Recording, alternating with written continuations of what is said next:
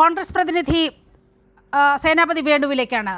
ശ്രീ സേനാപതി വേണു, പ്രധാനമന്ത്രിയുടേത് തെരഞ്ഞെടുപ്പ് പ്രചാരണം തന്നെയാണ് എന്ന് പ്രതിപക്ഷ നേതാവ് പറയുകയാണ്. ഇത് കേരളത്തിൽ ചലനമുണ്ടാക്കില്ല എന്നും പ്രതിപക്ഷ നേതാവ് പറഞ്ഞു വയ്ക്കുന്നു. ഒപ്പം UDFിൻ്റെ പ്രമുഖ ഘടകകക്ഷിയായ പി കെ കുഞ്ഞാലിക്കുട്ടിയും ഘടകകക്ഷി നേതാവായ പി കെ കുഞ്ഞാലിക്കുട്ടിയും സമാനമായ അഭിപ്രായം പറഞ്ഞു വയ്ക്കുകയാണ്.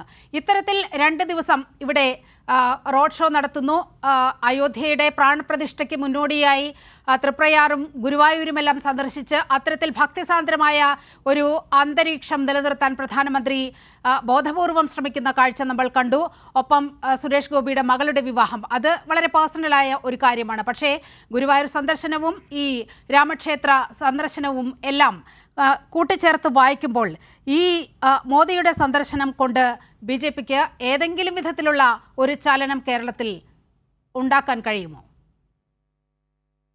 അല്ല, മോദി അത് ആഗ്രഹിച്ചാണ് വരുന്നത്. ചലനം ഉണ്ടാക്കണമെന്നുള്ള ആഗ്രഹത്തോടു കൂടിയാണ് മോദിയുടെ സന്ദർശനം. അത് എല്ലാവർക്കും അറിയാം. ഇനിയിപ്പോൾ പ്രിന്റു മഹാദേവനെ പോലുള്ള ആളുകൾ അതിനെന്ത് ന്യായീകരണങ്ങൾ പറഞ്ഞാലും, കഴിഞ്ഞ 3-ാം തീയതി അദ്ദേഹം ആദ്യത്തെ സന്ദർശനം നടത്തി 2 ലക്ഷത്തോളം മഹിളകളെ അഭിസംബോധന ചെയ്തുകൊണ്ട് അവരുടെ മഹിളാ പ്രവർത്തകരെ ഒരു വലിയ സമ്മേളനമാണ് തൃശ്ശൂരിൽ നടന്നത്. അതിനുശേഷം 3-ാം തീയതിക്ക് ശേഷം 16-ാം തീയതി അദ്ദേഹം വന്നു. 16-ാം തീയതിയും 17-ാം തീയതിയുമായി ഇവിടെ സൂചിപ്പിച്ചതുപോലെ 4 പരിപാടികൾ ഉണ്ടായിരുന്നു. അതിപ്പോൾ BJPയെ സംബന്ധിച്ചിടത്തോളം അവരുടെ പ്രധാനപ്പെട്ട പരിപാടികൾ എന്ന് പറയുന്നത്, ഒന്ന് കഴിഞ്ഞ ദിവസം നടന്ന മഹിളകളുടെ സമ്മേളനവും അല്ലെ വനിതാ സമ്മേളനവും, അതിനുശേഷം ഇന്നലെ അദ്ദേഹം നടത്തിയ റോഡ് ഷോയും ആ റോഡ് ഷോയിൽ പങ്കെടുക്കാൻ വന്ന പൊതുജനം.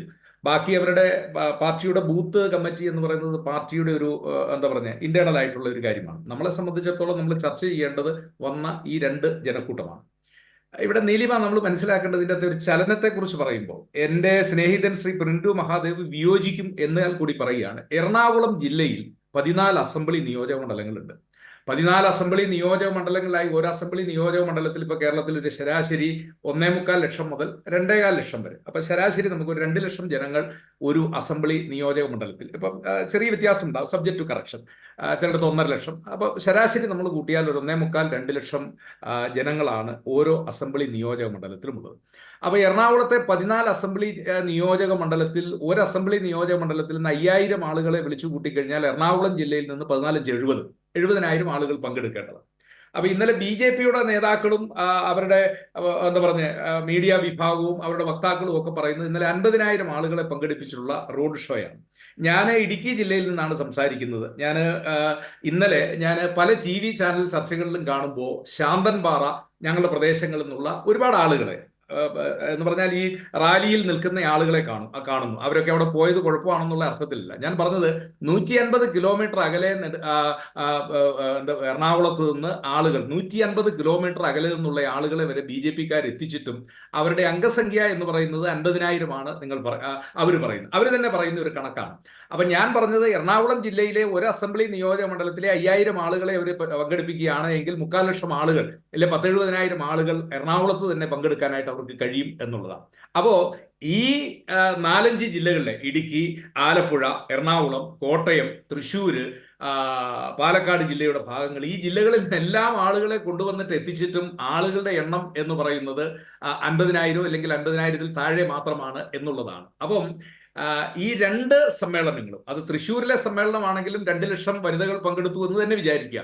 അത് കേരളത്തിലെ ഏതാണ്ട് 9-10 ജില്ലകളിൽ നിന്നായിട്ടുള്ള വനിതാ പ്രവർത്തകരെയാണ് പങ്കെടുപ്പിച്ചിട്ടുള്ളത്. അപ്പം ആൾക്കൂട്ടങ്ങൾ ഇങ്ങനെ ഇരച്ചു കയറുന്നു എന്നൊക്കെ BJPക്കാർ പ്രചരണം നടത്തുമ്പോൾ അതൊന്നും ഒരു ഒരു സമൂഹത്തിന്റെ പരിച്ഛേദമായിട്ടുള്ള ജനത അവിടെ വന്നിട്ടില്ല എന്നുള്ളതാണ് അവിടെ കൃത്യമായിട്ട് നമുക്ക് കാണാൻ കഴിയുന്നത്. ഇനി ഇവിടെ BJPയുടെ പ്രതിനിധിയെ ഞാൻ ഓർമ്മപ്പെടുത്താൻ ആഗ്രഹിക്കുന്നത്, നമ്മുടെ ഈ ചർച്ചയുടെ തലക്കെട്ട് തന്നെ പറയുന്നത് മോദിയുടെ സന്ദർശനം കേരളത്തിൽ എന്ത് മാറ്റം കൊണ്ടുവരും എന്നുള്ളതാണ്. മോദിയുടെ റോഡ് ഷോ മാറ്റം കൊണ്ടുവരുമായിരുന്നുവെങ്കിൽ ആ മാറ്റം കർണാടകത്തിൽ വളരെ പ്രകടമായിട്ട് ദക്ഷിണേന്ത്യയിൽ കാണേണ്ടതായിരുന്നു. മോദിയുടെ റോഡ് ഷോ ആണ് തെരഞ്ഞെടുപ്പിൽ വോട്ടിന്റെ മാനദണ്ഡമെങ്കിൽ അത് തെലങ്കാനയിൽ കാണേണ്ടതായിരുന്നു. അപ്പൊ അദ്ദേഹം ചോദിക്കും, അങ്ങനെയാണെങ്കിൽ മധ്യപ്രദേശിലും ഛത്തീസ്ഗഡിലും രാജസ്ഥാനിലും. ശരിയാണ്, ഞങ്ങൾ സമ്മതിക്കുന്നു. പക്ഷെ ഇപ്പൊ നമ്മൾ ചർച്ച ചെയ്യുന്നത് കേരളത്തിലെ ഒരു വിഷയമായതുകൊണ്ട് ഞാൻ വിനയപുരസരം പറയാൻ ആഗ്രഹിക്കുന്നു, ഈ റോഡ് ഷോയൊക്കെ അത് BJP-യുടെ ഒരു എന്താ പറഞ്ഞേ, പ്രധാനമന്ത്രിയുടെ ഒരു ഗിമ്മിക്കുകളിൽ ഒന്ന് മാത്രം എന്നതിനപ്പുറത്തേക്ക് ഇതുകൊണ്ട് ഇവരുദ്ദേശിക്കുന്ന രീതിയിലുള്ള ഒരു പ്രത്യേക മാറ്റവും കേരളത്തിൽ ഉണ്ടാക്കാനുള്ള സാധ്യതയില്ല. അതിനുള്ള രാഷ്ട്രീയ സാഹചര്യം ഇല്ല. ഞാൻ വീണ്ടും പറയാൻ ആഗ്രഹിക്കുന്നത്, BJP-യെ സംബന്ധിച്ച് അവരുടെ ഒരു രാഷ്ട്രീയത്തിന്റെ ഒരു ക്ലൈമാക്സ് എന്ന് പറയുന്നത് അത് 2016 അസംബ്ലി തെരഞ്ഞെടുപ്പായിരുന്നു. ആ അസംബ്ലി തെരഞ്ഞെടുപ്പിന് അവരുടെ ഒരു പരമാവധി, കാരണം വെള്ളാപ്പള്ളി നടേശന്റെ നായാടി മുതൽ നമ്പൂതിരി വരെ, അല്ലെങ്കിൽ നമ്പൂതിരി മുതൽ നായാടി വരെയുള്ള മുഴുവൻ ആളുകളെ സംഘടിപ്പിച്ചുകൊണ്ട് അവരുടെ BDJS-ഉം BJP-യും എല്ലാം കൂടെ ചേർന്നുകൊണ്ട് നടത്തിയ ഒരു വലിയ മുന്നേറ്റമായിരുന്നു 2016 അസംബ്ലി തെരഞ്ഞെടുപ്പ്. അവരുടെ വോട്ട് ഷെയറിങ് ഏറ്റവും കൂടുതലായിട്ടുണ്ടായ ഒരു തെരഞ്ഞെടുപ്പാണ് 2016 തെരഞ്ഞെടുപ്പ്. അതിനുശേഷം 2019 പാർലമെന്റ് തെരഞ്ഞെടുപ്പ് വന്നപ്പോൾ അതിൽ നിന്ന് താഴേക്ക് പോവുകയാണ്. BJP-ക്ക് അനുകൂലമായ ഒരുപാട് ഘടകങ്ങൾ കേരളത്തിൽ ഉണ്ടായിരുന്നു, പ്രത്യേകിച്ച് ശബരിമല വിഷയങ്ങളെ ഒക്കെ സംബന്ധിച്ച്. പക്ഷെ അവർ താഴേക്ക് പോവുകയാണ് ചെയ്തത്. അതിനുശേഷം കഴിഞ്ഞ 5 കൊല്ലം കൊണ്ട് BJP-ക്ക് അങ്ങനെ പ്രത്യേകമായി കേരളത്തിൽ വോട്ട് വർദ്ധിക്കേണ്ടതായിട്ടുള്ള എന്തെങ്കിലും പ്രത്യേകമായ ഒരു കാരണം ഉണ്ടായിട്ടുണ്ട് എന്ന് ഞാൻ കരുതുന്നില്ല. ഇവിടെ ഇപ്പൊ 4000 കോടിയുടെ വികസന പദ്ധതി, കൊച്ചിൻ ഷിപ്പ്യാർഡ്, അത് എത്രയോ വർഷങ്ങൾക്ക് മുമ്പ് പണ്ഡിറ്റ് ജവഹർലാൽ നെഹ്റുവിന്റെയും ഇന്ദിരാഗാന്ധിയുടെയും ഒക്കെ കാലഘട്ടങ്ങളായി വന്നിട്ടുള്ള കൊച്ചിൻ ഷിപ്പ്യാർഡ്, അവിടെ INS വിക്രാന്ത് പോലുള്ള യുദ്ധക്കപ്പലുകൾ, അതിന്റെ എന്താ പറയുക ഡീകമ്മീഷനും അതിന്റെ നവീകരണവും ഇതൊക്കെ എത്രയോ വർഷങ്ങളായിട്ട് നടക്കുന്ന, അവിടെ പുതുതായിട്ട് ഇപ്പൊ 4000 കോടിയുടെ പുതിയ വികസനം എന്ന് പറയുന്നത് അതൊരു പുതിയ പദ്ധതിയല്ല.